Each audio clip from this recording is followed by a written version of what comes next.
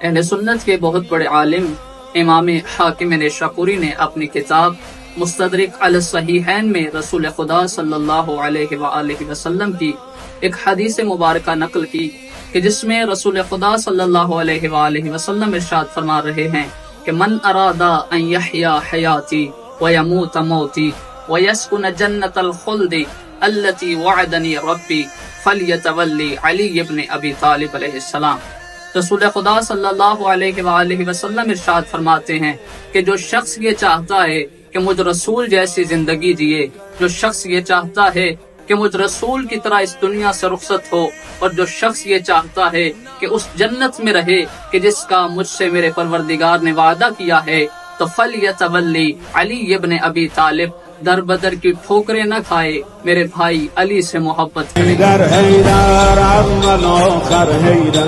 Haider Haider سوق Kausar Haider Haider